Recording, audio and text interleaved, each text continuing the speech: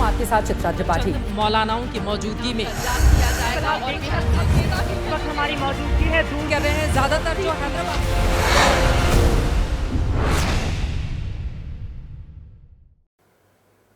Orient Bell tiles studio से आप देख रहे हैं एबीपी न्यूज।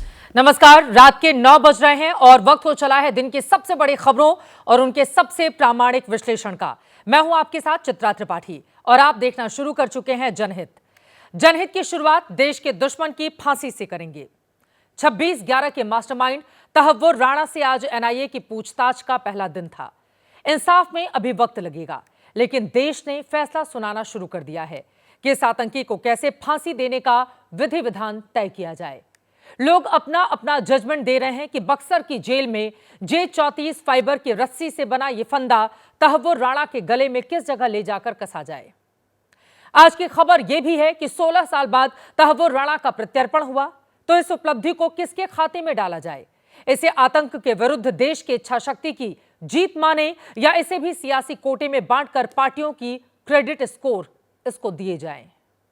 आतंकवाद के खिलाफ एक होकर बोलने की बजाय क्रेडिट की लड़ाई लड़कर राजनीतिक दलों ने इससे पहले भी कई बार शर्मसार किया है, लेकिन उनकी बात हम आगे करेंगे। तहव्वुर राणा को एनआईए ने अमेरिका से लाए जाने के बाद 18 दिन की हिरासत में लिया है। कल रात 2 बजे एनआईए उसे कड़ी सुरक्षा में अपने हेडक्वार्टर लेकर गई, जहां आज उससे पूछताछ शुरू की गई। पहले दिन की पूछताछ में क्या हुआ उसका ब्यौरा हम देने वाले हैं। पहले 2 तस्वीरें दिखाते हैं। तहव्वुर राणा की तब की तस्वीर आप देख रहे हैं जब उसे अमेरिका से भारत लाया जा रहा था। अमेरिका ने राणा को बेड़ियों में जकड़कर भारत के हवाले किया था। और दूसरी तस्वीर जो कल रात उसके दिल्ली पहुंचने के बाद आई, इसमें एनआईए के 3 अफसर राणा को पकड़े हुए खड़े थे। हालांकि दिल्ली में ली गई इस तस्वीर में तहव्वुर राणा बेड़ियों में नहीं जकड़ा था। एक समानता जो इन दोनों तस्वीरों में आप देख सकते हैं वो ये है कि इन दोनों ही तस्वीरों में तहव्वुर राणा का चेहरा नहीं दिखाई दे रहा है। दोनों ही तस्वीरें पीछे से ली गई हैं। कई बार एजेंसियां इसलिए भी इसमें बेहद सावधानी रखती हैं क्योंकि दुनिया में आतंकवादियों को पोस्टर बॉय बनाने का भी एक ट्रेंड रहा है और भारत में भी ऐसा पहले कई बार देखा जा चुका है। एनआईए को तहव्वुर राणा को हिरासत में लिए हुए 19 घंटे हो चुके हैं। हम आपको वो जगह दिखाएंगे जहां राणा को रखा गया है, जिसे स्पेशल सेल में रखा गया है, वो भी दिखाने वाले हैं। लेकिन उसके पहले जानिए कि तहव्वुर राणा से आज पूछताछ में क्या हासिल हुआ। एनआईए सूत्रों से खबर है कि तहव्वुर राणा पूछताछ में सहयोग नहीं कर रहा। तहव्वुर राणा आज अपनी बीमारी का हवाला देकर सवालों से बचता रहा। तहव्वुर राणा को सुबह 11:10 पर इंट्रोगेशन रूम में लेकर जाया गया था। 11:15 बजे एनआईए के अफसरों ने तहव्वुर राणा से सवाल पूछने शुरू किए। एनआईए की टीम ने तहव्वुर राणा से शाम 7:15 बजे जाकर अपनी पूछताछ खत्म की, लेकिन इन 8 घंटों में सिर्फ 4 घंटे पूछताछ हुई। राणा सवालों को टालता रहा। दिल्ली के लोधी रोड पर एनआईए हेडक्वार्टर की इमारत दिखाते हैं, जहां तहव्वुर राणा को एक हाई सिक्योरिटी स्पेशल सेल में रखा गया है और 26/11 की साजिश को लेकर एनआईए की टीम यहीं पर उससे लगातार सवाल करती रही। अब आपको एनआईए हेडक्वार्टर की वो हाई सिक्योरिटी सेल भी दिखाते हैं जहां तहव्वुर राणा को रखा गया है। एनआईए की ये सेल हमने एनिमेशन के जरिए तैयार की है। सुरक्षा कारणों से हम आपको ये नहीं बता सकते कि एनआईए हेडक्वार्टर के किस फ्लोर पर यह कमरा है, लेकिन ये 14 बाय 14 फीट की स्पेशल सेल है जिसमें तहव्वुर राणा को रखा गया है। राणा को जमीन पर ही बिस्तर दिया गया है। वो जब तक है तब तक इस सेल में ही रहेगा। इसीलिए 14 बाय 14 की सेल में बाथरूम अटैच्ड है। उसे पानी और खाना भी अंदर ही दिया जाएगा। सेल के अंदर सीसीटीवी कैमरे लगे हैं जिससे उसकी लगातार निगरानी की जाती रहे। इसी कमरे से सटा हुआ इंट्रोगेशन रूम भी है जहां पर तहव्वुर राणा को पूछताछ के लिए लाया जाता है। यह भी पूरी तरह सीसीटीवी से लैस है। राणा से पूछताछ कैमरों के सामने हो रही है, उसकी बाकायदा रिकॉर्डिंग भी की जा रही है। मल्टीपल लेयर डिजिटल सिक्योरिटी के साथ इस पूरी सेल के बाहर गार्ड्स का 24 घंटे पहरा है। तहव्वुर राणा का एनआईए हेडक्वार्टर में कम से कम मूवमेंट हो, इसीलिए इंटरोगेशन रूम में बाजू में ही उसको रखा गया है। आपको बताते चले कि इस हाई सिक्योरिटी सेल तक जाने की इजाजत सिर्फ एनआईए को है। इसमें भी एनआईए के सिर्फ 12 ऑफिसर सेल तक जा सकते हैं, कोई दूसरा नहीं जा सकता। पूछताछ के बीच में राणा को ब्रेक भी दिया जा रहा है। वहीं आप अब ये भी जानें कि 26/11 की साजिश और आतंकवाद से जुड़े दूसरे मामलों में 8 एजेंसियों ने एनआईए को तहव्वुर राणा से पूछताछ के लिए अपनी रिक्वेस्ट दी है। भारत की अपनी एक समृद्ध न्याय प्रणाली है। न्यायतंत्र के अपने सिद्धांत होते हैं। तहव्वुर राणा पर भी पहले अदालती प्रक्रिया पूरी की जाएगी, फिर उसे सजा दी जाएगी। लेकिन लोकतंत्र में जन भावनाओं का भी विशेष स्थान होता है। तहव्वुर राणा को भारत लाए जाने के बाद देश भर से, खासकर मुंबई से यही भावनाएं सामने आ रही हैं। देश में एक बड़ा वर्ग चाहता है कि तहव्वुर राणा को फांसी हो, और वो फांसी भी इस तरह से हो कि एक कड़ा संदेश जाए, जिसे देखकर आतंकी या फिर उनके रहनुमा भारत में दोबारा 26/11 जैसे जुर्रत ना कर पाए। आप इन जन भावनाओं को सुने। इनमें 26/11 को हुई उन 166 बेगुनाहों की हत्या का अटूट दर्द है। तहव्वुर राणा के साथ क्या करना चाहिए? आतंकवादी को उसको फांसी दी जाए। हम तो कहते हैं फांसी हो जाए बिल्कुल अच्छी तरीके से, और साबित हो चुका है ना, तो क्या फायदा बेकार में करने का? कुछ उसका उड़ा दो, उसको मार दो, टाइम अपना बचेगा। राणा को जो हकीकत है फांसी की सजा होनी चाहिए। गलत का परिणाम गलत होगा। उसको चुपचाप फांसी ना दी जाए, उसको सरेआम फांसी पे लटकाया जाए। जो उसने किया है उसकी सजा तो फांसी है। उसने इतना बड़ा जघन्य अपराध किया है तो उसको सजाए मौत की, उस पर आपको फांसी की सजा देनी चाहिए, बिल्कुल देनी। हजारों लोगों के सामने, सब भारतीय के लोगों के सामने उसको फांसी होनी चाहिए, और ऐसी होनी चाहिए कि आगे कोई ऐसा सोच भी नहीं सकता भारत के विरोध में ऐसा कुछ करने को। हजारों लोगों के सामने उसे फांसी होनी चाहिए, सरेआम होनी चाहिए। उसको तो आजाद मैदान में भर पब्लिक में गोली से उड़ा देना चाहिए। चौराहे पर खड़े होकर के पब्लिक के सामने उसको ला करके फांसी दी जानी चाहिए।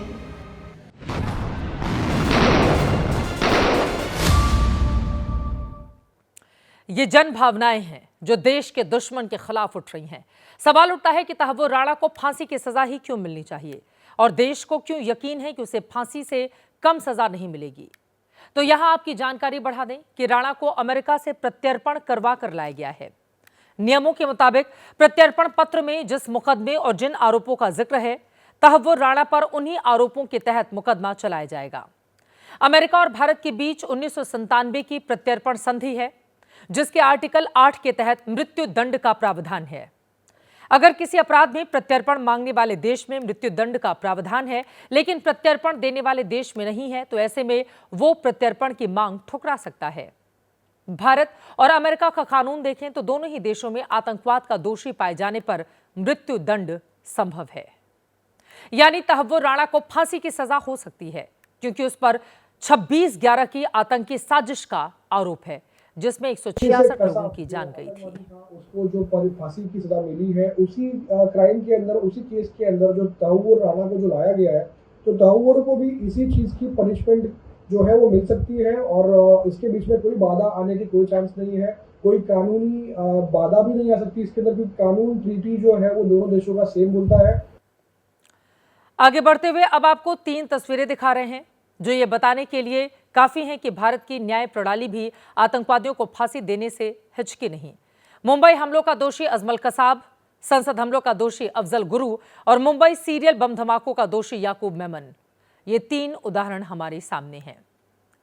तहव्वुर राणा की न सिर्फ 26/11 हमले में हिस्सेदारी थी, बल्कि उसने इसका जश्न भी मनाया था। राणा को भारत लाए जाने के दौरान अमेरिका के डिपार्टमेंट ऑफ जस्टिस ने चौंकाने वाले खुलासे किए हैं। इससे आप उसकी भारत के खिलाफ आतंकी सोच का अंदाजा लगा सकते हैं। अमेरिका के डिपार्टमेंट ऑफ जस्टिस के मुताबिक मुंबई हमले के बाद राणा ने कथित तौर पर हेडली से कहा था कि भारतीय ऐसे ही हमले के हकदार थे। राणा ने लश्कर के मारे गए 9 आतंकवादियों की तारीफ की थी। राणा ने हेडली से यह भी कहा था कि इन हमलावरों को तो निशाने हैदर दिया जाना चाहिए। निशाने हैदर यानी युद्ध में वीरता का वो सर्वोच्च पुरस्कार जो पाकिस्तान अपने शहीद सैनिकों को देता है। तहव्वुर राणा के ये बयान भारत के खिलाफ उसकी नफरती सोच को बताने के लिए काफी हैं। राणा भी 1993 के मुंबई हमलों के आरोपी अबू सलीम की तरह भारत के खिलाफ मुहिम छिड़े हुए था। राणा और अबू सलीम के गुनाहों की कहानी एक जैसी है। बस एक फर्क है कि प्रत्यर्पण के बावजूद अबू सलेम को मृत्यु दंड देना संभव नहीं है। 64 साल का तहव्वुर राणा 26/11 मुंबई हमलों का मास्टरमाइंड है, तो 63 साल का अबू सलेम 1993 के मुंबई बम धमाकों का दोषी है। राणा अमेरिका से प्रत्यर्पण करके लाया गया है, उसे फांसी देना संभव है। अबू सलेम पुर्तगाल से लाया गया था, उसे फांसी नहीं दी जा सकती। वो नासिक जेल में उम्र कैद की सजा काट रहा है। अबू सलेम को फांसी इसलिए नहीं दी जा सकी क्योंकि उसे पुर्तगाल ने सौंपा था और वहां इसका प्रावधान नहीं है। वैसे अबू सलेम हो या फिर तहव्वुर राणा, सजा तो तय है। वो इसलिए भी क्योंकि एनआईए ने कई बार साबित किया है कि वो दुनिया की दमदार जांच एजेंसियों में से एक है। एनआईए ने अपनी स्थापना के बाद से अब तक 640 मामले दर्ज किए हैं। इन मामलों में उसने अब तक 4174 आरोपियों को गिरफ्तार किया है। इनमें 595 दोषी साबित हुए हैं। 2008 में 26/11 हमले के बाद ही एनआईए का गठन किया गया था। आप एनआईए का सक्सेस रेट भी देख सकते हैं। 2022 में एनआईए का कन्विक्शन रेट 94.39% का था, जबकि 2023 में एनआईए का कन्विक्शन रेट बढ़कर 94.70% हो गया। 2024 जांच में तो सफलता का रेट 100% तक जा पहुंचा था। एनआईए ने दिल्ली में तहव्वुर राणा से पूछताछ शुरू कर दी है। 12 अधिकारियों की टीम इस पूछताछ में शामिल है। 26/11 के मास्टरमाइंड आतंकी तहव्वुर राणा से आज लगभग 4 घंटे पूछताछ हुई, लेकिन सूत्रों की माने तो तहव्वुर राणा ने आज की पूछताछ में जांच एजेंसियों को सहयोग नहीं किया। कई सवाल जांच एजेंसियों ने तहव्वुर राणा से पूछा, लेकिन उसका सीधा जवाब तहव्वुर राणा की तरफ से नहीं दिया। तहव्वुर राणा की संभावित सजा और उसको लेकर हो रही मांग के बारे में हमने आपको विस्तार से बताया है। मेरा मानना है कि तहव्वुर राणा देश का दुश्मन है। हिंदुस्तान के लोग अपने दुश्मन के लिए ऐसी सजा चाहते हैं कि उसे देश और दुनिया याद रखे। हिंदुस्तान के अंदर और बाहर जो देश के दुश्मन बैठे हुए हैं, उनको भी सबक मिले। सजा ऐसी होनी चाहिए ताकि दहशतगर्दों के लिए वो नजीर बने। तहव्वुर राणा की स्टोरी के अगले हिस्से में अब आपको लेकर चलते हैं। अमेरिका की अदालत से 5 साल पहले मिली राहत कैसे तहव्वुर राणा के लिए आफत बनकर आई, अब उसे जानिए। अगर 2020 में तहव्वुर राणा को अमेरिकी अदालत ने बीमारी की वजह से रिहा नहीं किया होता तो हो सकता था कि उसका प्रत्यर्पण इस वक्त नहीं हो पाता। पहले तहव्वुर राणा की 2 अलग अलग तस्वीरें आपको दिखाते हैं, फिर रिहाई और प्रत्यर्पण की थ्योरी के बारे में बताएंगे। पहली तस्वीर तब की है जब 9 अप्रैल को राणा को अमेरिकी सुरक्षा एजेंसियां एयरपोर्ट लेकर पहुंची थीं। इस तस्वीर में राणा के कमर और पैरों में बेड़ियां नजर आ रही हैं। अमेरिकी कानून के हिसाब से जो कैदी होते हैं उन्हें बेड़ियां पहनाई जाती हैं। उसी नियम को यहां पर फॉलो किया गया। टीवी स्क्रीन पर हम आपको एक हॉलीवुड फिल्म का सीन भी दिखा रहे हैं, जिसमें कैदी को उसी अंदाज में जंजीरों से बांधा गया है जिस अंदाज में तहव्वुर राणा को अमेरिका की जमीन पर जंजीर में जकड़ा हुआ आप तस्वीरों में देख रहे हैं। दोनों तस्वीरों में कैदी और जंजीर कॉमन है। एक रियल लाइफ की स्टोरी है तो दूसरी रियल लाइफ की। तहव्वुर की जंजीरों वाली तस्वीर लॉस एंजलिस एयरपोर्ट पर तब की है जब उसे प्लेन में चढ़ाया जा रहा था। तब अमेरिकी सुरक्षा के जवान उसके साथ तस्वीरों में दिखाई दे रहे हैं। तहव्वुर का ना तो इसमें चेहरा दिखाई दे रहा है और ना ही दोनों हाथ नजर आ रहे हैं। ऐसे में हाथों में हथकड़ी थी या नहीं, ये दावा हम नहीं कर सकते, लेकिन तस्वीर देखकर अंदाजा लगाया जा सकता है कि शायद हाथों में भी हथकड़ी है। इसके बाद भारतीय अधिकारियों ने उसे अपने कब्जे में ले लिया। प्लेन के अंदर की कोई तस्वीर सामने नहीं आई है, लेकिन जो जानकारी हमें मिली है उसके बारे में आपको भी जरूर जानना चाहिए। सूत्रों के मुताबिक राणा को प्लेन के बीच में बिठाया गया था। जहां पर राणा बैठा उसके चारों ओर सभी सीटों पर कमांडोज बैठे। उसके पीछे एनआईए के सीनियर अधिकारियों को बिठाया गया। बताया जाता है कि पूरे रास्ते उसका हाथ पकड़कर एक कमांडो बैठा रहा ताकि तहव्वुर राणा खुद को कोई नुकसान ना पहुंचा पाए। जिस गल्फ स्ट्रीम G550 प्लेन से राणा को लाया गया, वो प्लेन सुरक्षा कारणों से किराए पर लिया गया था। 4 करोड़ रुपए इसका किराया पड़ा। तहव्वुर को लाने के लिए काफी गोपनीयता भी बरती गई। 11 घंटे तक रोमानिया के एयरपोर्ट पर विमान को विश्राम दिया गया था। उस दौरान राणा प्लेन के अंदर ही था। इस प्लेन में अधिकतम 19 लोग ही बैठ सकते थे। आतंकियों की भनक और उसकी नजर से बचाने के लिए भारतीय अमेरिकी खुफिया एजेंसियों के साथ ही एयर ट्रैफिक कंट्रोल यूनिट ने स्पेशल फ्लाइट पर रियल टाइम नजर रखी थी। दोनों देशों में मूवमेंट के हर सेकंड को ट्रैक किया जा रहा था। जिस अमेरिका की धरती पर बैठकर खूंखार आतंकवादी तहव्वुर राणा ने मुंबई हमले की साजिश रची, प्लानिंग का पार्ट बना, उसी अमेरिका की धरती पर जंजीरों में जकड़े हुए राणा की तस्वीर आज पूरी दुनिया के सामने है। राणा ने भारत आने से बचने के लिए तमाम तरह की तकड़म भी की, लेकिन सब फेल रही। आज इस केस से जुड़ी एक दिलचस्प कहानी मैं आपको बताने जा रही हूं। राणा अगर अपने ही बिछाए जाल में नहीं फंसता तो शायद भारत आने में उसे अभी और 5 साल लग सकते थे। हुआ यह कि 9 जून 2011 को राणा को 2 केस में 14 साल की सजा अमेरिका की अदालत ने दी थी।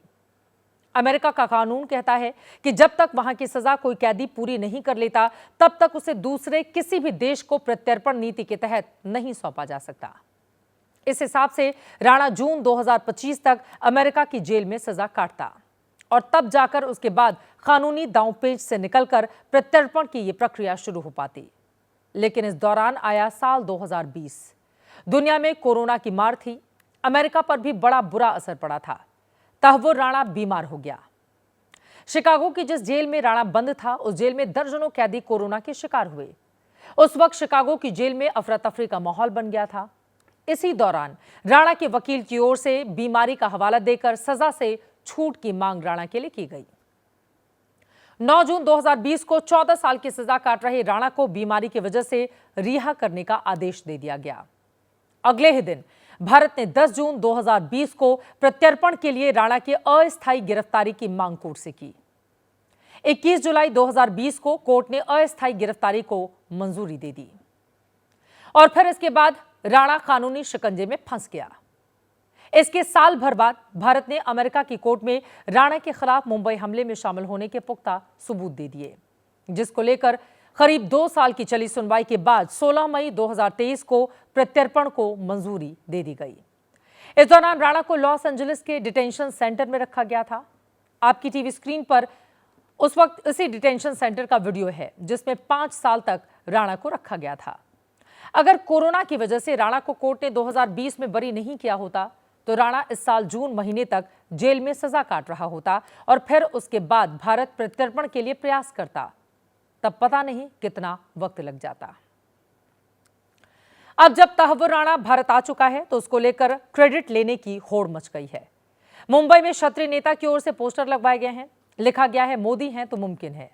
देश की आर्थिक राजधानी मुंबई के बोरीवली, कांदिवली, दहिसर सहित कई इलाकों में ये पोस्टर लगे हैं। इस पोस्टर को लगवाने वाले नागेश समर बहादुर अखिल भारतीय क्षत्रिय महासभा के उपाध्यक्ष हैं। सोशल मीडिया पर कल से ही बीजेपी के समर्थक उत्साहित हैं। बीजेपी के नेता भी कह रहे हैं कि मुंबई हमले के गुनहगार का अब पूरा हिसाब होगा। But one is shocked by the Congress party and some of its leaders' approach. Some of them are actually mocking it, as if this is just no development. Can there be politics on something as critical as this? It has taken years of diplomatic effort by Prime Minister Modi's government to achieve this. आदरणीय मोदी जी के प्रभाव और प्रतिभा के कारण और भारत की विदेश राजनीति के तहत हम राणा की हमने भारत में वापसी की और दूसरी ओर इस विषय को लेकर आरोप प्रत्यारोप कांग्रेस दल और विपक्ष के लोग कर रहे हैं। और यह वही मोदी सरकार है जो अपराधी को छोड़ेगी नहीं, उसको कड़ी से कड़ी सजा मिलेगी, फांसी के तख्तों पर वो चढ़ेगा। बीजेपी के नेता प्रधानमंत्री नरेंद्र मोदी को इसका श्रेय दे रहे हैं, लेकिन कांग्रेस की थ्योरी कुछ और कहती है। जिस वक्त मुंबई पर आतंकी हमला हुआ था, उस वक्त देश में कांग्रेस के नेतृत्व में यूपीए की सरकार थी। मनमोहन सिंह प्रधानमंत्री थे। कांग्रेस नेताओं का दावा है कि उनकी ही कोशिश का नतीजा है कि राणा भारत के हाथ आया है। कांग्रेस नेताओं के दावों की एक रील आपको दिखा देते हैं।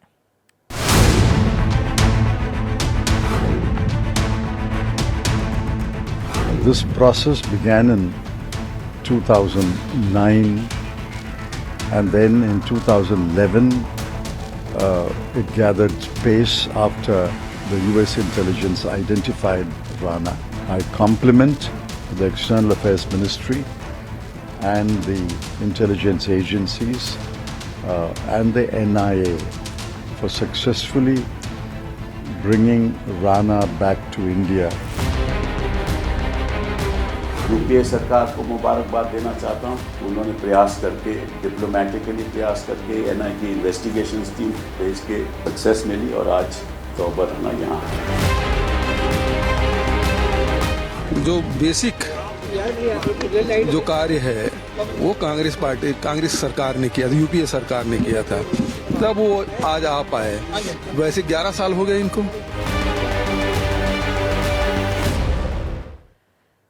कांग्रेस के नेताओं की ओर से जो दावे किए जा रहे हैं उसे पुख्ता करने के लिए पार्टी के प्रवक्ता पवन खेड़ा ने सोशल मीडिया पर बाकायदा डेट शीट जारी की है।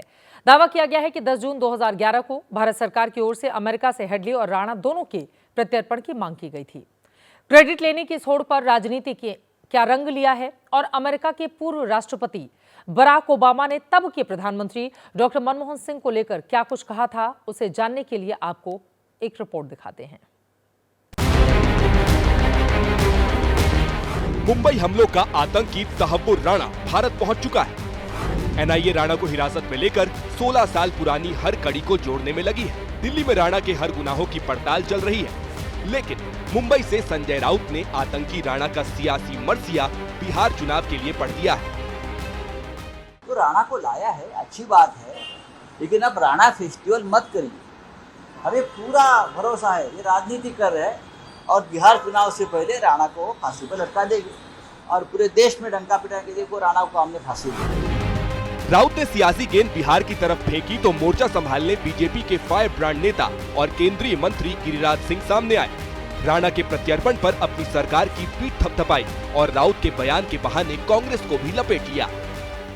कांग्रेस के यूपीए शासन में हुआ, अब मोदी ने पकड़ के लाया, हम जश्न नहीं मनाते, हम एक एक पाई का आतंकवादियों से हिसाब लेते। हम जश्न मनाएंगे उस दिन जिस दिन कांग्रेस की खात्मा हो। बीजेपी राणा के प्रत्यर्पण का सियासी माइलेज ले रही है, कांग्रेस पर कुछ न करने के आरोप मढ़ रही है। हालांकि कांग्रेस कह रही है तब उसने डोजियर न दिया होता तो आज आतंकी राणा भारत की जमीन पर न होता। 2011 का में जो डोजियर दिया गया था, मनमोहन सिंह की सरकार में दिया गया था तहव्वुर राणा के बारे में, मुख्य आरोपी उसमें हेडली था, तो हेडली को तो लाए नहीं, तो दाऊद इब्राहिम को खींच कर लाने वाले थे, उसका क्या हुआ? ये सब नौटंकीबाज हैं। कांग्रेस के इन दावों में कितना दम है, हमने उसी की पड़ताल करने की कोशिश की। इसी पड़ताल में हमें पूर्व अमेरिकी राष्ट्रपति बराक ओबामा की किताब ए प्रॉमिस्ड लैंड मिली। इस किताब में ओबामा ने करीब 1500 शब्द अपनी 2010 की भारत यात्रा पर भी खर्च किए हैं। इस किताब में बराक ओबामा ने मनमोहन सिंह, सोनिया गांधी और राहुल गांधी से मुलाकात के बारे में बताया। मुंबई हमलों को लेकर मनमोहन से एकांत में हुई बात का जिक्र करते हुए ओबामा ने लिखा, पूर्व भारतीय प्रधानमंत्री मनमोहन सिंह मुंबई के 26/11 हमलों के बाद पाकिस्तान के खिलाफ कार्रवाई करने से बच रहे थे, हालांकि इसका उन्हें राजनीतिक नुकसान भुगतना पड़ा। मनमोहन सिंह ने इस बात पर चिंता जताई थी कि मुस्लिम विरोधी भावनाएं बढ़ रही हैं, जिससे बीजेपी की ताकत बढ़ रही है।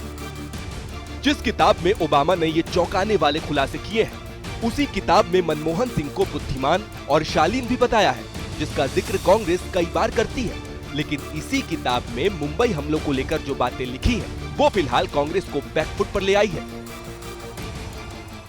राणा को इंटेरोगेट करने के लिए भी इजाज़त नहीं दी गई थी और ओबामा ने अपनी किताब में लिखा है साफ तौर पे कि जो यूपीए सरकार थी वो किसी प्रकार से कोई कार्रवाई नहीं करना चाहती थी ये मुंबई हादसे को लेकर। वो वास्तव में दर्शाना चाहते थे कि ये किस्म से हिंदू टेररिस्ट एक्शन एक्ट है। अगर आप देखो ये 10 जो आतंकी मारे गए, जिसमें कसम भी पकड़ा गया था, उन्होंने सब मौली पहनी हुई थी जो हिंदुस्तानी पहनते हैं, और अगर वो भी मारा जाता, पकड़ा नहीं जाता, तो उन्होंने कहा था ये हिंदू टेररिस्ट है जिन्होंने ये कार्रवाई की और यूपीए सरकार इसको ब्लो अप करती। शिवसेना उद्धव के संजय राउत पहले ही तहव्वुर राणा की एंट्री बिहार चुनाव में करवा चुके हैं। वहां विपक्ष में आरजेडी और कांग्रेस है, जो मुंबई हमलों के दौरान केंद्र की सत्ता में थे। तहव्वुर के प्रत्यर्पण का सियासी टीजर रिलीज हो चुका है और चुनावी पिक्चर भी हिट होने की पूरी संभावना है। मुंबई हमले के गुनहगार राणा का 7 समंदर पार से भारत लाया जाना बहुत बड़ी कामयाबी है।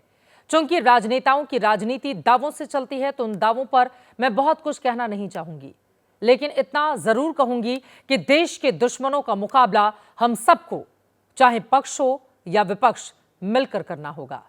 राजनीति करने से बेहतर मिलकर देश के दुश्मनों को सबक सिखाएं, सख्त से सख्त सजा दिलवाएं। बाकी का फैसला जनता पर छोड़ दें।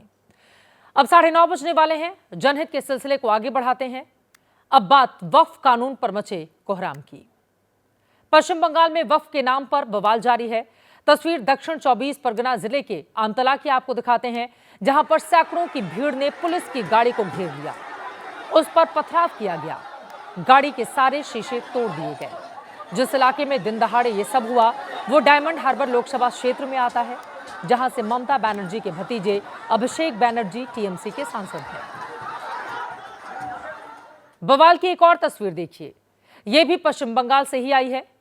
आज एक बार फिर मुर्शिदाबाद में हिंसा भड़क उठी। यहां सूती इलाके में जुमे की नमाज के बाद मुस्लिम समुदाय के लोग सड़क पर उतरे। उत्तर और दक्षिण बंगाल को जोड़ने वाले हाईवे को जाम कर दिया गया। मौके पर पुलिस पहुंची तो भीड़ ने पथराव कर दिया। ऐसे में पुलिस ने भी जवाब में आंसू गैस के गोले दागे। इससे पहले 8 अप्रैल को भी मुर्शिदाबाद के जंगीपुर में भारी हिंसा हुई थी। पुलिस की गाड़ियों में आग लगा दी गई थी, पुलिस पर पथराव हुआ था। वक्फ कानून के विरोध के नाम पर पश्चिम बंगाल में हिंसक घटनाएं लगातार जारी हैं। ऐसे में ममता सरकार विपक्ष के निशाने पर है। बीजेपी का आरोप है कि हिंसा में सीधे तौर पर सत्ताधारी टीएमसी का हाथ है, जिसने तुष्टीकरण की वजह से प्रदर्शनकारियों को उपद्रव की खुली छूट दे रखी है। उधर बीते मंगलवार को सरकार ने वक्फ कानून का गजट नोटिफिकेशन जारी किया। उसके बाद आज पहला जुमा था और जुमे की नमाज के बाद आज देश के कई शहरों में मुस्लिम समुदाय के लोग सड़कों पर उतरे। सरकार के खिलाफ नारेबाजी की, वक्फ कानून वापस लेने की मांग की गई। आपके सामने कोलकाता, जयपुर, लखनऊ और मुंबई की तस्वीरें हैं। कोलकाता में कल ममता सरकार के मंत्री सिद्दीकुल्लाह चौधरी की अगुवाई में धरना हुआ, तो आज इसका मोर्चा दूसरे मुस्लिम संगठनों ने संभाल लिया था। इस मुहिम में आज कोलकाता की आलिया यूनिवर्सिटी के छात्र भी शामिल हुए। इस दौरान सिर्फ सरकार के खिलाफ ही नारेबाजी नहीं हुई, बल्कि मजहबी नारे भी खूब लगाए गए। इसी तरह जयपुर में भी ऑल इंडिया AIMIM और जमीयते इस्लामी हिंद जैसे राजनीतिक और धार्मिक संगठनों ने वक्फ कानून की मुखालफत की है। तो लखनऊ में विरोध की कमान All India Muslim Personal Law Board के सदस्य और शिया धर्मगुरु मौलाना कल्बे जव्वाद ने संभाली, जबकि मुंबई में AIMIM के नेता वारिस पठान के नेतृत्व में विरोध प्रदर्शन हुआ। दरअसल all India Muslim Personal Law board ने आज से वक्फ बचाव अभियान का आगाज किया है, जो 7 जुलाई तक चलेगा। इस दौरान तमाम मुस्लिम संगठनों से देश भर में इस कानून के खिलाफ आवाज उठाने की अपील की गई है। बड़ी बात यह है कि AIMPLB ने शाहबानो केस की तर्ज पर वक्फ कानून से मुकाबले का ऐलान किया है। बिल संसद से पास हुआ, राष्ट्रपति ने मंजूरी दी, गजट नोटिफिकेशन जारी हो गया है, यानी बिल अब कानून की शक्ल ले चुका है। लेकिन मजहब के नाम पर इसके खिलाफ मजहबी संगठन तो वोट बैंक के नाम पर सियासी दल सड़कों पर उतरे हुए हैं। श्रीनगर में सदन के अंदर नेशनल कॉन्फ्रेंस के जैकेट फाड़ प्रदर्शन के बाद आज विपक्षी PDP ने भी सड़क पर उतरकर वक्फ कानून का विरोध किया। पंजाब के मोहाली और पश्चिम बंगाल के सिलीगुड़ी में मुस्लिम संगठनों ने वक्फ कानून के खिलाफ आक्रोश जताया। तो दिल्ली में जमाते इस्लामी के हेड ऑफिस में आज जुमे की नमाज के बाद वक्फ पर विशेष खुतबा यानी भाषण हुआ।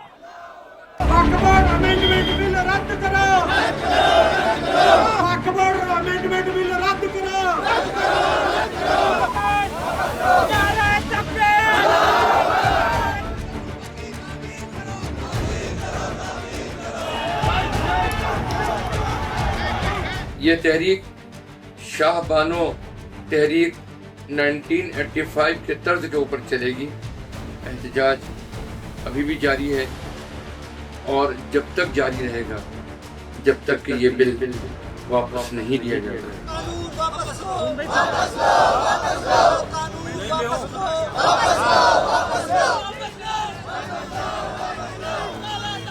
ये कानून जायदादों को हड़पने और छीनने का एक हथियार बनता है।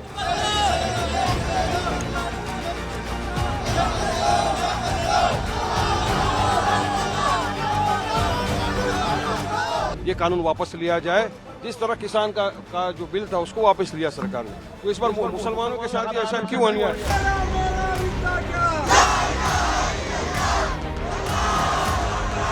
देखिए अभी मुसलमान टारगेट हैं, दूसरा टारगेट दलित है, सुन ले दलित, तीसरा टारगेट दलित हैं, दलित।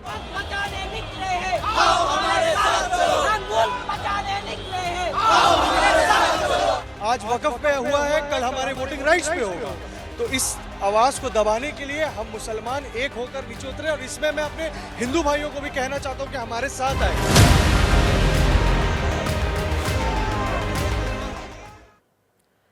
एक तरफ AIMPLB वक्फ कानून का विरोध कर रहा है, इसके खिलाफ ये संगठन देश भर के मुसलमानों को लामबंद करने में जुटा है, तो वहीं दूसरी ओर ऑल इंडिया मुस्लिम महिला पर्सनल लॉ बोर्ड इस कानून के समर्थन में खुलकर आ गया है। पुरुषों का पर्सनल लॉ बोर्ड इस कानून के खिलाफ शाहबानों जैसी लड़ाई का ऐलान कर रहा है, तो मुस्लिम महिला पर्सनल लॉ बोर्ड के प्रमुख शाइस्ता अंबर इस कानून को महिलाओं और गरीबों के हक में बता रही हैं।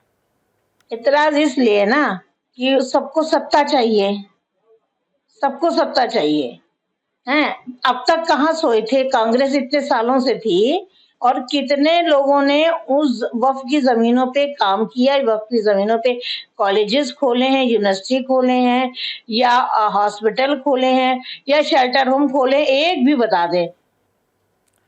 वक्फ कानून के विरोध का एपिसेंटर इन दिनों कोलकाता बना हुआ है। पश्चिम बंगाल की सीएम ममता बनर्जी अपने प्रदेश में इस कानून को लागू नहीं करने की बात कह चुकी हैं, जिसे बीजेपी तुष्टीकरण की राजनीति बता रही है। इस बीच अब बंगाल में नया बवाल भी शुरू हो गया है। वजह यह वीडियो है जिसे बीजेपी की ओर से शेयर किया गया है। इसमें आप देख सकते हैं कि सड़क पर भारी भीड़ है। दावे के मुताबिक यह भीड़ वक्फ कानून के विरोध में उतरे लोगों की है, जिन्होंने इस बस से जबरन भगवा झंडा उतरवा दिया। इस घटना से हिंदूवादी संगठन बेहद आक्रोशित हैं। बीजेपी ने तो कल हनुमान जन्मोत्सव के अवसर पर पूरे राज्य में इसके खिलाफ प्रदर्शन का भी ऐलान किया है। बीजेपी का फ्लैग नहीं था, वो जय श्री राम वाला फ्लैग था, वो हिंदू का फ्लैग था। पूरा विश्व के हिंदू के आस्था के ऊपर आघात कर दिया। कहाँ आघात किया? कलकत्ता। हम लोग कार्रवाई कर रहा है। वहाँ का हिंदू संगठन ने कल शाम को ही FIR लॉन्च किया है विद वीडियो फुटेज। कल हनुमान जयंती है, मैं कलकत्ता में रहूंगा। कल बहुत जोर से विरोध होगा। इसमें कोई शक नहीं कि वक्फ कानून की आंच पर हर कोई सियासी रोटी सेकने में जुटा हुआ है। इसके विरोध में खड़े राजनीतिक दलों को मुस्लिम वोट की चिंता है, तो कानून की हिमायत करने वालों को भी ध्रुवीकरण से वोट के मुनाफे की उम्मीद है। नफा नुकसान की राजनीति से ऊपर उठकर देश हित में, समाज हित में सोचने की जरूरत है। और जब तक सब मिलकर इस बारे में नहीं सोचेंगे, तब तक किसी का भी भला नहीं होने वाला। खबरों में आगे बढ़ेंगे। तमिलनाडु की द्रविड़ राजनीति में दो शतरफ हुआ करते थे, एक करुणानिधि और दूसरी जयललिता। दोनों ही अब इस दुनिया में नहीं रहे। करुणानिधि की विरासत को जहां उनके बेटे स्टालिन आगे बढ़ा रहे हैं, वहीं अब बीजेपी ने जयललिता के नाम और पीएम मोदी के काम के बूते 2026 में तमिलनाडु विजय का प्लान तैयार किया है। इसकी शुरुआत आज बीजेपी और AIADMK में गठबंधन के ऐलान के साथ हुआ है, लेकिन कांग्रेस इस पर तंज कस रही है। अन्ना DMK को अमित DMK बता रही है। देखिए। एक प्रकार से 1998 से AIADMK NDA गठबंधन का हिस्सा है और लंबे समय तक मोदी जी और महान जयललिता जी ने साथ में मिलकर राष्ट्रीय राजनीति में काम किया है। इस ऐलान के साथ ही सारे कयास खत्म हो गए। जिस बात की चर्चा लंबे समय से हो रही थी, उस पर औपचारिक मुहर लग गई। प्रधानमंत्री नरेंद्र मोदी और पूर्व सीएम जयललिता की करीबी के नाम पर एक बार फिर बीजेपी और AIADMK करीब आ गए। चेन्नई में अमित शाह की प्रेस कॉन्फ्रेंस हुई। उनकी बाईं तरफ तमिलनाडु बीजेपी के मौजूदा अध्यक्ष के अन्नामलई और दाईं ओर AIADMK प्रमुख E.K. पलानीसामी थे। ये तस्वीर बताने के लिए काफी थी कि NDA में AIADMK की वापसी हो चुकी है। ये चुनाव राष्ट्रीय स्तर पर नरेंद्र मोदी जी के नेतृत्व में और राज्य स्तर पर AIADMK के नेता एड़ापाडी जी के नेतृत्व में लड़ा जाएगा। अमित शाह ने भ्रम की कोई गुंजाइश नहीं छोड़ी, साफ कर दिया कि 2026 का विधानसभा चुनाव पलानीसामी के नेतृत्व में ही लड़ा जाएगा, यानी मुख्यमंत्री उम्मीदवार वही होंगे। बीजेपी और एआईएडीएमके में गठबंधन की अटकलें उस दिन तेज हुई जब पलानीसामी ने दिल्ली जाकर शाह से मुलाकात की थी। तमिलनाडु बीजेपी को अपने चाणक्य का बीते कई दिनों से इंतजार था, क्योंकि उनके आने पर न सिर्फ गठबंधन की तस्वीर साफ होनी थी, बल्कि पार्टी के नए प्रदेश अध्यक्ष के नाम पर छाई धुंध भी साफ होनी थी। और ये दोनों काम शाह ने तमिलनाडु पहुंचने के 24 घंटे के अंदर कर भी दिया। एआईएडीएमके से गठजोड़ के बाद अब नैनार नागेंद्रन का तमिलनाडु बीजेपी अध्यक्ष बनना भी औपचारिकता भर है, क्योंकि इस पद के लिए अकेले उन्होंने ही नामांकन भरा है। नैनार नागेंद्रन तमिलनाडु विधानसभा में बीजेपी विधायक दल के नेता हैं। वो 2021 में तिरुनेलवेली सीट से विधायक चुने गए थे। नागेंद्रन 2001 और 2011 में एआईएडीएमके से विधायक चुने गए थे। जयललिता के निधन के बाद उन्होंने 2017 में बीजेपी का दामन थाम लिया। नागेंद्रन थेवर समुदाय से ताल्लुक रखते हैं। चूंकि एआईएडीएमके प्रमुख पलानीसामी और अन्नामलाई दोनों ही गौंदेर समुदाय से आते हैं, ऐसे में गठबंधन की खातिर अन्नामलाई की प्रदेश अध्यक्ष की कुर्सी से विदाई लाजमी थी। अब उन्हें राष्ट्रीय स्तर पर कोई बड़ी जिम्मेदारी मिलने की चर्चा है। अब बड़ा सवाल ये कि क्या 2026 के चुनाव में पलानीसामी की अगुवाई में एनडीए एमके स्टालिन को हराने में कामयाब हो पाएगा, जो परिसीमन और तमिल भाषा के मुद्दे पर हिंदी और हिंदू विरोध की राजनीति को नई धार देने में जुटे हैं। तमिलनाडु के दोनों सबसे बड़े क्षेत्रीय दल डीएमके और एआईएडीएमके वक्त वक्त पर गठबंधन बदलते रहे हैं, कभी बीजेपी के साथ, कभी कांग्रेस के साथ। बीजेपी और एआईएडीएमके का रिश्ता भी कभी खट्टा तो कभी मीठा रहा। 1998 के लोकसभा चुनाव में जयललिता की एआईएडीएमके और बीजेपी ने साथ मिलकर चुनाव लड़ा। तब तमिलनाडु और पुडुचेरी की 40 लोकसभा सीटों में इस गठबंधन को 30 सीटें मिली। 2004 में दोबारा दोनों पार्टियां साथ चुनाव लड़ी। इस बार इस गठबंधन को तमिलनाडु पुडुचेरी में एक भी सीट नहीं मिली। 2019 में तीसरी बार एआईएडीएमके और बीजेपी ने एक साथ लोकसभा चुनाव लड़ा और गठबंधन के खाते में सिर्फ एक सीट आई। जयललिता के निधन के बाद 2021 में पहली बार दोनों पार्टियों ने एक साथ तमिलनाडु विधानसभा का चुनाव लड़ा और गठबंधन को 234 में से 75 सीटें जीतने में कामयाबी मिली। हालांकि 2024 आते आते इनका गठबंधन टूट गया। 2014 के लोकसभा चुनाव में भले ही बीजेपी और एआईएडीएमके में गठबंधन नहीं था, लेकिन नरेंद्र मोदी के पहली बार प्रधानमंत्री बनने के बाद दोनों पार्टियां करीब आई और तब एआईएडीएमके के थम्बीदुराई को लोकसभा का उपाध्यक्ष भी बनाया गया था। अब फिर से साथ आने पर अगले साल क्या होगा, ये देखने वाली बात रहेगी। एक वक्त था जब तमिलनाडु की राजनीति में जयललिता का जलवा था, जनता के दिलो दिमाग पर उनका जादुई असर था। अब बीजेपी ने उनकी करिश्माई विरासत और प्रधानमंत्री नरेंद्र मोदी के विकास की सियासत के सहारे तमिलनाडु विजय का प्लान बनाया है। ऐसे में देखना होगा कि बीजेपी की ये नीति सफल होती है या फिर स्टालिन की कट्टर द्रविड़ राजनीति। आगे बढ़ते हुए दक्षिण से लेकर आते हैं उत्तर भारत, रुख बिहार की राजनीति का। 6 महीने के बाद यहां पर होने हैं विधानसभा के चुनाव। अब तक कई चुनावों से बिहार का यह सियासी ट्रेंड रहा है कि मुकाबला आमने सामने का होता है, लेकिन इस बार प्रशांत किशोर अपनी पार्टी के जरिए त्रिकोणीय मुकाबले के स्क्रिप्ट लिखने में जुटे हुए हैं। पटना के गांधी मैदान में प्रशांत किशोर ने आज बदलाव रैली की है। राजनीतिक पार्टी बनाने के बाद उनकी ये पहली रैली थी। इस रैली में पूरे प्रदेश भर से लोगों को बुलाया गया था। दोपहर से ही रैली में लोग आने लगे थे। शाम करीब 7 बजे तक ये रैली चली। हालांकि प्रशांत किशोर ने रैली के मंच से बहुत लंबा चौड़ा भाषण नहीं दिया। भीड़ नहीं पहुंचने का ठीकरा उन्होंने प्रशासन पर फोड़ा। आरोप लगाया कि उनके लोगों को रैली में आने से प्रशासन के लोगों ने रोक दिया। मेरी वजह से आपको इतना कष्ट हुआ है, इसके लिए माफी मांग रहा हूं, लेकिन आपको ये वादा कर रहा हूं, आपको इन्होंने हमसे मिलने नहीं दिया। इन्होंने कई लाख लोगों को आज हमसे मिलने नहीं दिया है। इसका खामियाजा इनको भुगतना पड़ेगा। बिहार में बदलाव की आंधी कोई रोक नहीं सकता है। प्रशांत किशोर ने लोगों से माफी मांगी और ऐलान किया कि 10 दिनों में पटना से ही वो राज्यव्यापी यात्रा पर निकलेंगे। प्रशांत किशोर की पहचान चुनावी रणनीतिकार की रही है, लेकिन अब वो राजनीति के मैदान में जन स्वराज पार्टी के साथ हैं। चुनावी रणनीति और जमीन की राजनीति में फर्क होता है। ऐसे में लोग पूछ रहे हैं कि जब वो भीड़ नहीं जुटा पाए, जैसा कि खुद उनकी ओर से दावा किया गया कि प्रशासन ने उनको रोक दिया, तो कहीं वो वोट कटवा पार्टी बनकर तो नहीं रह जाएंगे। फिलहाल इस सवाल का जवाब भविष्य के गर्भ में है, लेकिन अभी प्रशांत को बिहार में और मेहनत करने की जरूरत है। लेकिन इस बार माना जा रहा है कि प्रशांत किशोर के चुनावी मैदान में उतरने के बाद हो सकता है कि चुनाव त्रिकोणीय हो जाए। अगली खबर भी बिहार की राजनीति से जुड़ी हुई है, जहां आज कांग्रेस के कन्हैया कुमार की चुनाव पूर्व यात्रा का पहला चरण संपन्न हुआ। इस यात्रा के समापन पर पानी की बौछार हुई, सड़क पर जमकर बवाल हुआ।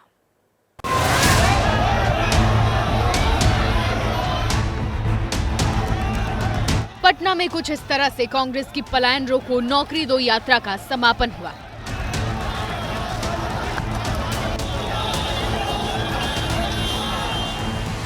कन्हैया कुमार की अगुवाई में कांग्रेस समर्थकों की मंजिल एक अणे मार्ग थी। मकसद मुख्यमंत्री नीतीश कुमार के आवास का घेराव था, लेकिन पुलिस ने प्रदर्शनकारियों को रास्ते में रोकने का पूरा प्रबंध कर रखा था। घेराबंदी थी, जिसे पार करने की कोशिश हुई तो पुलिस ने अपने तरीके आजमाए, पानी की बौछार की, लाठी चार्ज किया।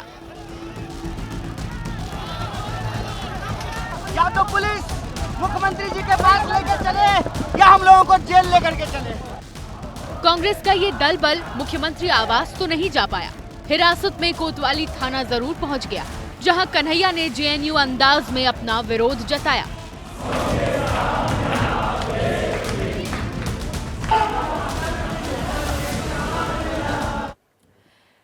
कन्हैया की यात्रा के जरिए कांग्रेस बिहार में अपनी खोई जमीन वापस पाने की जुगत में थी। इसमें उसे कितनी कामयाबी मिलेगी ये तो वक्त ही बताएगा, लेकिन कहा जाता है कि मेहनत बेकार नहीं जाती। अब कांग्रेस की मेहनत आगे क्या रंग लाएगी, इस पर बनी रहेगी एबीपी न्यूज की नजर। और अब आज का जनहित मंत्र। देशभक्ति ऐसा शब्द है जिसकी बड़ी लंबी व्याख्या है। देश को चाहने वाला हर व्यक्ति देशभक्त है, लेकिन देशभक्ति का अर्थ सिर्फ समर्पण नहीं, देश का समर्थन भी है। सवाल जब देश का हो तो समर्पण के साथ साथ समर्थन भी दिखना चाहिए। इसी के साथ जनहित में आज के लिए बस इतना ही।